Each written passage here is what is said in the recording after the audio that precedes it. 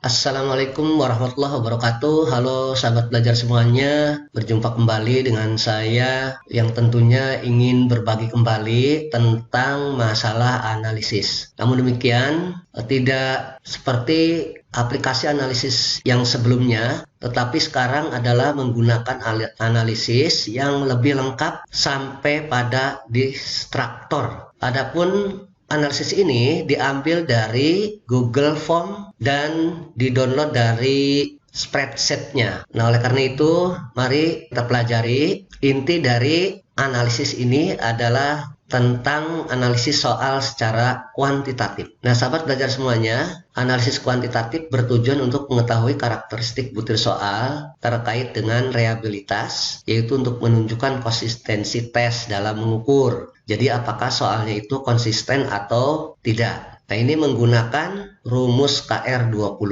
atau R11. Kemudian yang kedua adalah validitasnya, untuk menunjukkan ketepatan dalam mengukur apakah butir soal itu valid atau tidak valid. Nah, ini menggunakan korelasi person, dalam Excel itu namanya korel. Kemudian yang ketiga adalah tingkat kesukaran. Ini untuk menunjukkan soal itu mudah apa sukar. Kemudian yang keempat, daya beda. Ini untuk menunjukkan apakah butir soal itu dapat membedakan antara kemampuan kelompok atas dan kelompok bawah. Kemudian yang terakhir, yang kelima, yaitu keberfungsian pengecoh. Nah, disinilah yang saya maksud analisis ini lebih lengkap dari sebelumnya. Karena dalam analisis ini adalah sampai pada destruktornya atau option pilihan jawabannya. Nah, suatu pilihan jawaban atau pengecoh dapat dikatakan berfungsi apabila pengecoh itu minimal dipilih oleh 5% peserta tes atau siswa. Jadi demikian sahabat tentang aplikasi yang ingin saya jelaskan bagian ketiga ini. Nah, cara membuat analisis lengkap destruktor transfer dari GF spreadsheet ini, yang pertama,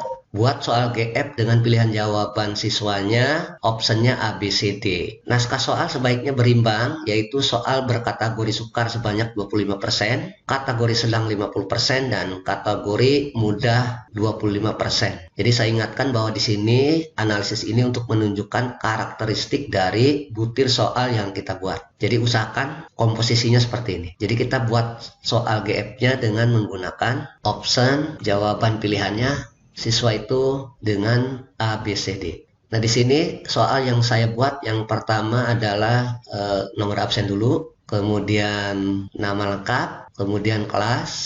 Jadi kita sudah menyediakan siswa hanya untuk memilih saja. Nah, ini yang dimaksud dengan siswa itu memilih A, B, C, D. Jadi soalnya seperti ini. Ini soal nomor 2. Ini kita bisa screenshot ya, atau kita print screen pilihan jawabannya.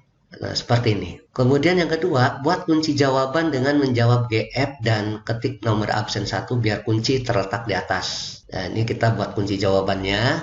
Jadi pertama kita buat kunci jawabannya, kita ketik nomor 1, kemudian kita nama lengkap aja, boleh guru atau kunci jawaban. Kemudian kita kelasnya, karena saya ingin menganalisis kelas 71, jadi saya tulis ketik 71, kemudian berikutnya. Nah, ini barulah kita membuat kunci-kunci jawabannya. Kemudian setelah selesai kita kirim, nah, sehingga kita bisa mendapatkan kunci jawabannya. Nah, setelah membuat kunci jawabannya, kita langkah yang ketiga adalah buat spreadsheet-nya. Siswa sudah menjawab, lalu kita buat spreadsheet-nya, nah, sahabat. Nah, kemudian setelah itu kita urutkan dulu berdasarkan nomor absen. Untuk memudahkan kita buat filter dulu, klik menu data ini, kemudian klik buat filter. Nah, ini sudah. Kita urutkan dulu dari nomor absennya, dari A sampai Z, nomor 1. Nah, kemudian karena yang ingin saya analisis adalah siswa kelas 71, nih baru kita urutkan kelasnya.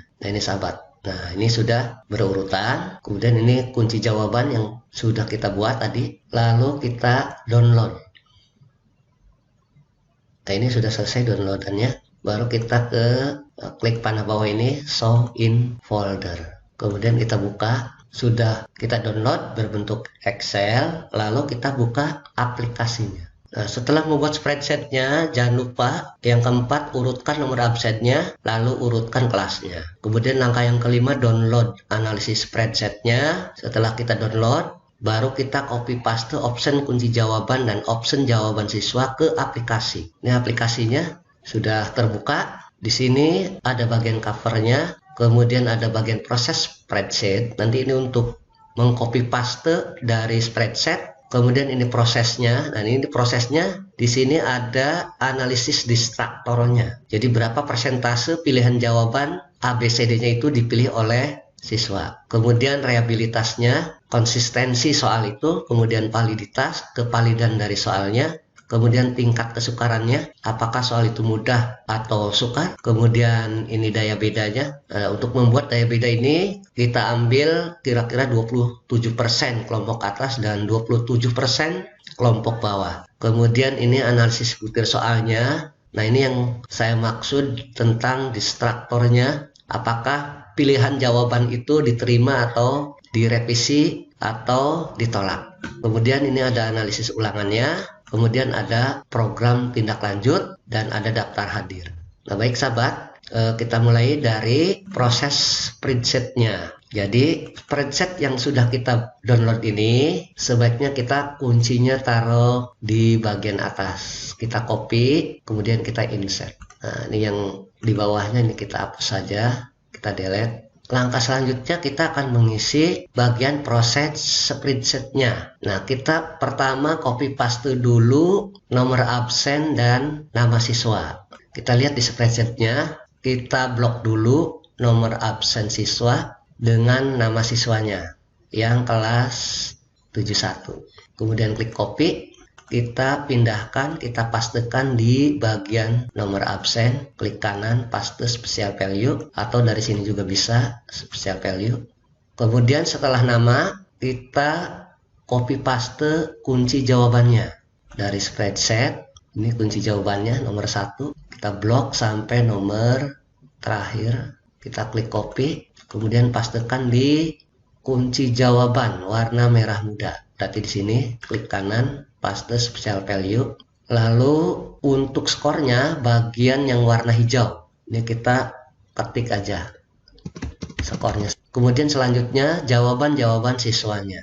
Kita blok jawaban-jawaban siswanya dari mulai absen nomor 1 Abdul Majid ini sampai nomor terakhir kelas 71. Ini tekan shift aja kalau kurang, kemudian tekan panah bawah.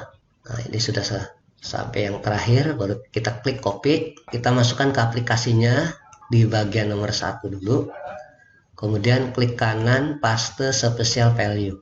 Nah, ini sudah semuanya sampai yang nomor terakhir, ada 25 soal. Nah, tinggal kita lihat, klik di prosesnya. Nah, ini perhatikan sahabat semuanya, ini analisis distraktornya, ini pilihan ya ABCD-nya.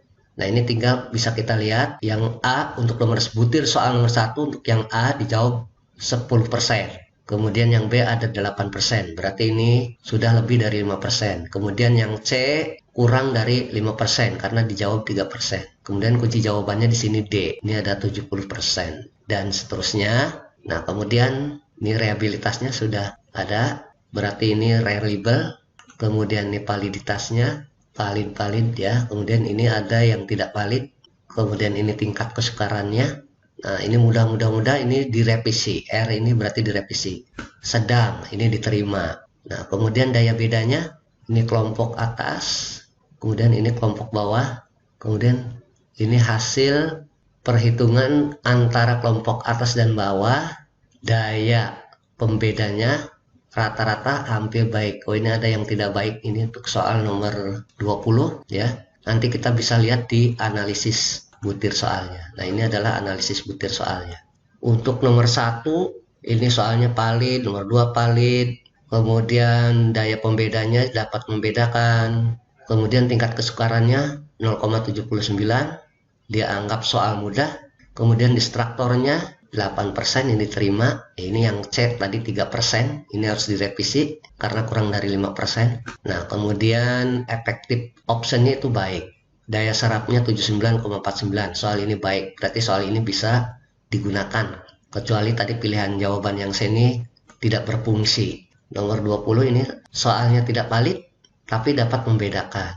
Tingkat kesukarannya 0,49. Nah, ini termasuk soal sedang. Optionnya diterima semuanya, berarti optionnya itu baik ya. Daya serapnya 8,72. karena daya serapnya kecil, maka soal ini diperbaiki. Nah, demikian sahabat cara menganalisis soalnya. Kemudian ini analisis ulangannya, berapa yang tuntas dan tidak tuntas ya. Ini siswa yang tuntas cuma 5 orang, kemudian siswa yang tidak tuntasnya 34 dengan KKM 80.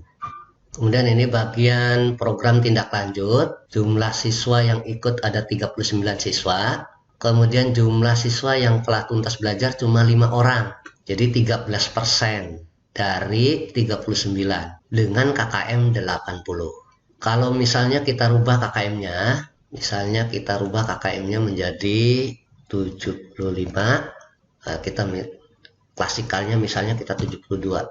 Kita lihat di program tindak lanjutnya. Nah, jumlah siswa yang telah tuntas belajar naik nih, ada 8 siswa.